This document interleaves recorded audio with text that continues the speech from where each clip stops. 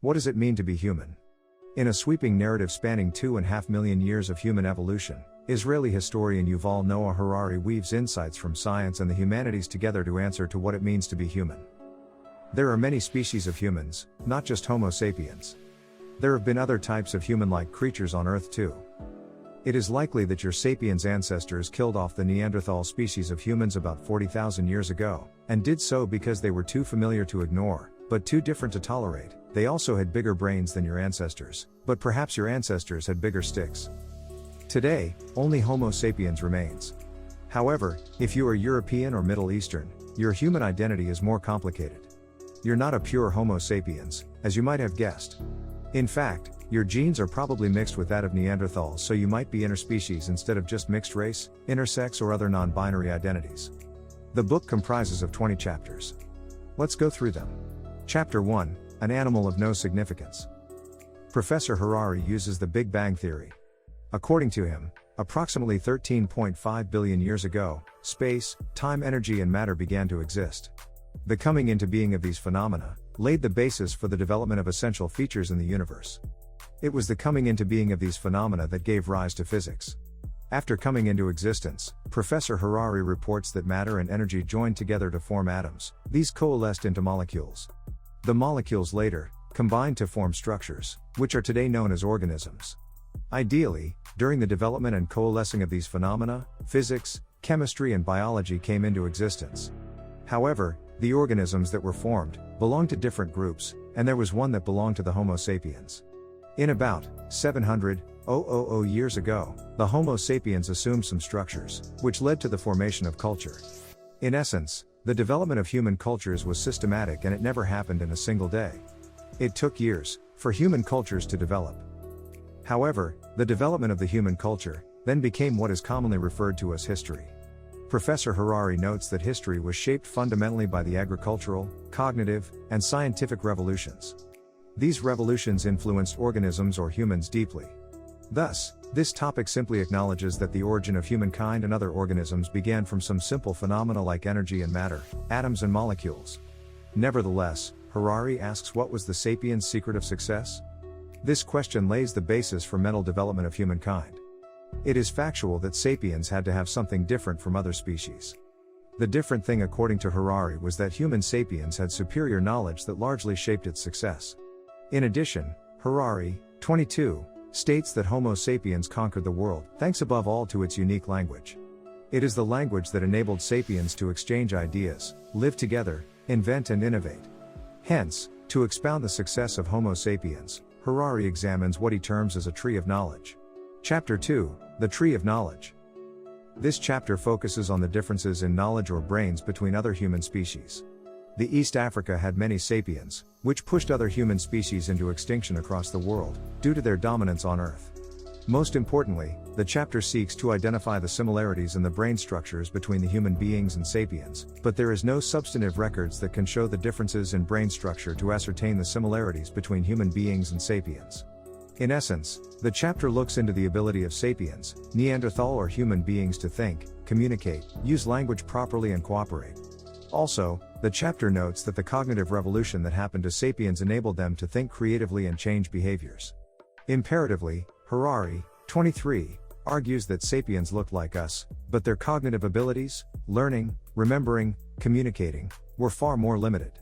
Ideally, the point is that sapiens was knowledgeable, but their brain capacity was not enough to hold a lot of information. But, more importantly, is that the sapiens' brain was growing slowly by slowly, and able to record and retrieve information about their achievements. Chapter 3, A Day in the Life of Adam and Eve. According to Professor Harari, to understand nature, psychology and history of humans, it is important to look into it from the perspective of their hunter-gatherers. Harari, 40, says the preceding 10,000 years, during which most sapiens lived as farmers and herders, are the blink of an eye compared to the tens of thousands of years during which our ancestors hunted and gathered. This statement informs the transition of sapiens from being hunter-gatherers to farmers. However, people would always tend to behave like their ancestors, because behavior and character is inheritable. By extension, Harari states ancestors of humans, Adam and Eve, were gatherers and hunters, and to date human beings still have the behaviors of their ancestors despite living in post-industrial societies. Ideally, This chapter claims that the current people still possess the hunter-gatherer minds, which interact with their current post-industrial societies. Hence, the current behaviors of people are still linked to the behaviors of their hunter-gatherers, and that means that despite people being in modern societies, they still possess the behaviors of their hunter-gatherer ancestors. Chapter 4: The Flood.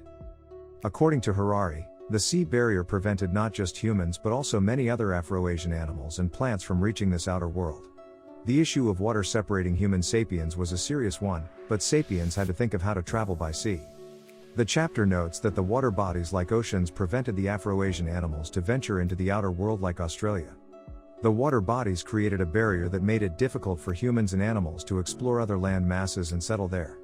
However, due to the cognitive revolution, technology improved and it became possible for the Afro-Asian people to move to Asia and other unsettled lands as well as islands. Thus, the chapter believes that the cognitive revolution that happened to humanity facilitated the movement of plants and animals to other places or continents for settlement, and that accounts for the widespread of people across the world. Chapter 5: History's Biggest Fraud. This chapter indicates that 2.5 million years ago, humans gathered plants and hunted animals to feed themselves. According to the chapter, Homo ergaster and Homo erectus and Neanderthal depended on wild sheep and wild figs for food. Homo sapiens lived in East Africa, then proceeded to Middle East, Asia, and Europe. However, later the Homo sapiens spread to America and Australia, and proceeded with gathering and hunting of wildlife for their survival. Most notable in the chapter is that the political dynamics, religious beliefs and social structures of Homo sapiens significantly changed 10,000 years ago because they spent time on compromising the lives of plants and animals. Mankind started sowing seeds, irrigated plants and weeded them. Man also began taking the sheep to grazing grounds, especially for meat. Ideally, the chapter underscores the domestication of plants and animals that revolutionized agriculture. The chapter has laid bare that humans began manipulating plants as well as animals' lives, and that set firm footing for agricultural revolution. This comes out in the statement where Harari all this changed about 10,000 years ago, when sapiens began to devote almost all their time and effort to manipulating the lives of a few animal and plant species. Chapter 6: Building Pyramids. The previous chapter discussed the beginning of agricultural revolution, which some opinion leaders set the world to absolute ruin. The agricultural revolution set off, causing disruption in the lives of all plants and animals. This chapter focuses on that period. Agricultural revolutions are generally thought to have paved the way for progress, but they are not without some destructive side effects. The greed and exploitation of natural resources is resulting in the destruction of our Earth's ecosystem. The agricultural revolution was the trigger for wholesale change. Harari notes this was the turning point, they say, where sapiens cast of its intimate symbiosis with nature and sprinted towards greed and alienation. Sapiens developed a symbiotic relationship with the planet, but sadly they became too focused on greed and alienation. The population multiplied while they were farming, and today we have agricultural societies as a result. In essence, the chapter underscores that the rise of agricultural societies resulted in the transition of hunting and gathering into farming and establishment of permanent settlements. The land that was once massive shrank because of the increased population. The land mass that was available was converted into agriculture, and nomadic farmers also needed enough space to graze their animals. With the increased population and rapidly growing agriculture, the pressure on resources increased, and this is why some people argue that agricultural revolution is controversial. In addition, it was during this period that farmers accumulated many objects or artifacts more than forager tribe. The farmers were interested in the coming future, and that is why they preferred preserving food or wealth. However, the foragers never cared about the future, and their interest was consuming all that they had. The main reason the foragers discounted the future, according to Professor Harari, was because they lived on the hand-to-mouth basis. In addition, the agricultural revolution brought sapiens together, to share their produce together. It is the coming together of agricultural families that resulted in the emergence of imagined order. People had to settle together and organize themselves in families to create their wealth or share their amassed agricultural produce. Chapter 7: Memory Overload. The chapter generally looks into the memory system of human beings. The memory of the Homo sapiens stores a lot of information, and thus the sapiens must have stored a lot of information during agricultural revolution. Professor Harari claims that empires which developed in the agricultural societies had a lot of information. The empires had to record taxes, transactions, merchant vessels, calendars of victories and festivals, and inventories of military supplies. Funnily, Professor Harari writes that for millions of years man preferred storing information in their brain. Unfortunately, it was difficult for humans to store all the information of the empire for some key reasons. The reasons mankind could not store all the information in the brains included limited capacity, brains die following the death of humans, and the human memory could only store certain information. Professor Harari in this chapter was interested in understanding the storage of information in the past. As he notes, empires generate huge amounts of information. This information had to be stored. As man evolved, at first the information could be stored in the memory, and then when an individual who had the information died, they could definitely die with the information. The limitation of the mental capacity necessitated the group of people called Sumerians to develop information storage system. The Sumerians lived in southern Mesopotamia, and its geniuses invented a system that enabled them to store and process huge amounts of information outside the memory. The invention made by Sumerians was writing, and through this invention the information could be documents and usually stored as mathematical data. The mathematical scripts made it easier to store data, as well as empires and kingdoms were able to store information on harvests or transactions through writing. This replaced the dependence on human brains for information storage. Chapter 8, There is no justice in history. In this chapter, Professor Harari is investigating how mankind organized themselves in what he describes as mass cooperation networks. According to the chapter, humans lacked the biological instincts which could enable them to sustain mass cooperation networks. However, to address this concern, the author asserts that the creation of imagined order and devised scripts, which were succeeded through invention of writing, gave information on biological inheritance. Note that the imagined order led to the creation of some classes or group classes, where people were classified based on their affluence. The classes were in a pyramid-like formation, and the people who belonged to the upper class of the pyramid wielded power and were accorded privileges. The people that belonged to lower level of the pyramid were discriminated and oppressed. In essence, the pyramid had superiors, commoners and slaves, and the people who suffered were the slaves. In reality, the pecking order claimed in this chapter is a demonstration of how unjust history has been to other people, and the same history is repeated especially in a society like America, where the white people were considered and black Americans as well as Americans Indians were considered inferior and slaves. Chapter 9, The Arrow of History. In the post-agricultural revolution period, the human societies became more complex. Also, these societies became larger and the imagined order became clearer. People also got used to the fictions and myths as soon as they were born. The people started to think depending on the way they were born, and also individuals began behaving according to some standards. Also, the societies required that its members in a certain way, where they respect rules and regulations and laws. Basically, what happened in the human societies was that cultures were created and they required people to behave in a certain way, and due to that strangers could work together. Culture bound strangers together and they had no any other option but to cooperate. Chapter 10, The Scent of Money. The chapter discusses the history of currency. Trade was happening and it was barter trade, but later gold and silver were introduced. According to the chapter, Mexicans had gold, but did not know its values. The Aztecs living in Mexico did not know the reason foreigners liked the yellow metal that was present on their land. The yellow metal in this case was money, but it is unfortunate that Aztecs used bolts and beans to pay for the goods they had instead of the yellow metals. Fortunately, the Spaniards knew the value of gold and exploited it. Notably, the idea of using gold as currency came from the Spaniards, and they were the ones that spread it across the Afro-Asia and other parts of the world. Later, the Christians after their victory against the Muslims made gold as well as silver coins, and the use of these coins became widespread among the Christians. Chapter 11, Imperial Visions. In his argument, Professor Harari believes that there is no justice in history. It is from that belief that the imperial visions were pursued by some empires to undermine others. In general, Harari discusses the emergence of empires that sought to expand themselves by colonizing other regions or areas. The author identified the American, French, Dutch, Belgian empires which pursued territorial expansion that undermined other independent people and cultures. Interestingly, the author observes that the Roman Empire was used to defeat and that could be the reason why it lost its power and control. Basically, the chapter discusses the conquest of other empires and territorial expansion of some well-established empires. Chapter 12, The Law of Religion. The chapter discusses religion and believes that religions like Islam had their sacred places such as Mecca. In the past, religion seemed to unite people and enhance the belief in oneness among the people sharing the same religion.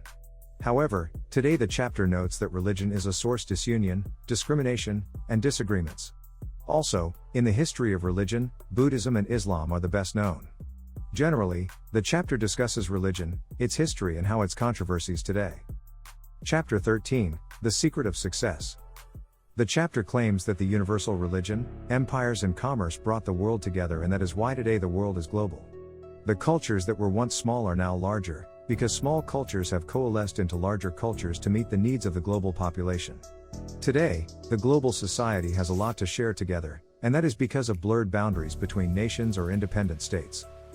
Chapter 14, The Discovery of Ignorance. The chapter simply discusses that the human beings had made numerous inventions and innovations. But, there was 99.99% ignorance about organisms and Earth. Human beings did not know anything about microorganisms, and therefore the discovery of a homemade microscope in 1674 by Anton van Leeuwenhoek is what helped people to view microorganisms. Basically, the discovery of ignorance laid the basis for scientific revolution as man started working toward discovering those things they had never observed or felt before. Chapter 15, The Marriage of Science and Empire. This chapter looks into how supernation countries used science to stamp their control on the Earth. The astronomers took an initiative to understand the Earth and also to find the distance that exists between the Sun and Earth mathematically. However, later astronomers were sent around the world to study the Earth and atmosphere. Also, the development of Europe and North America was due to scientific development, which other countries did not have. Hence, the scientific development made in European nations facilitate their growth and control of the world. Chapter 16, The Capitalist Creed. The chapter in a nutshell discusses capitalism and notes that the adoption of money was believed to facilitate constructions of buildings and empires. However, in the history of economy, Professor Harari argues that production per capita had not increased, but increase was attributed to the rising population. Perceptibly, the author asserts that the capitalist's ideas and desires pushed people to seek more wealth for themselves at the expense of others. Banks were opened and people started other businesses like bakery objectively to tap into the money that was available among its potential customers. In addition, people invested in scientific research to improve technology, and at the same time new geographical discoveries, organizational developments and technological inventions were made to enable people to amass wealth. Chapter 17, The Wheels of Industry. The chapter wholesomely discusses the rise of industries. In the previous chapter, business people were making money from their businesses, and could bank their profits, but this chapter alludes that the profits were plowed back into businesses. Due to reinvestments, industries grew and more wealth was created not just for individual investors but for nationals of a particular state. People started using energy and raw materials to create wealth and boost investments, and that pushed the world towards industrialization and significant economic growth. Chapter 18, A Permanent Revolution. The previous chapter describes how the Industrial Revolution began. Chapter 18 indicates that people started using energy and raw materials to produce goods and services for the market. Vehicles and other many goods were manufactured and traded. This chapter puts the emphasis on how Industrial Revolution gained permanency. Today, it is apparent that Industrial Revolution is permanent and many countries are seeking it, because it is the only way to develop a nation or create wealth enough to meet the needs of masses. Chapter 19, And They Lived Happily Ever After. This chapter is debatable in the sense that it raises the question whether people are happy and contented due to agricultural, scientific and industrial revolutions that have happened. However, Professor Harari claims that since the inception of scientific revolution there has been correlation between power and happiness, and this is to demonstrate that revolutions which happen as indicated in the history made people happy. But in the present this is debatable because in modern age people are still not happy despite the emergence and success of permanency of scientific and industrial revolutions. Chapter 20, The End of Homo Sapiens. The chapter generally asserts that sapiens are subject to natural selection processes, chemical reactions and physical forces like other organisms. The natural selection had given humankind some limitation, which man transcends today due to intelligent design.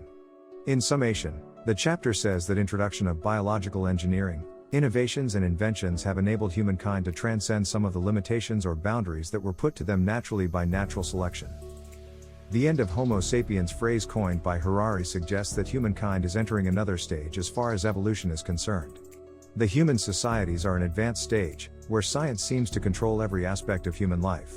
Take the example of robotics. The robots are seemingly going to replace sapiens, and Professor Harari could be suggesting that with time, even the only human species remaining could be replaced in the future. Subscribe to our channel for more such videos.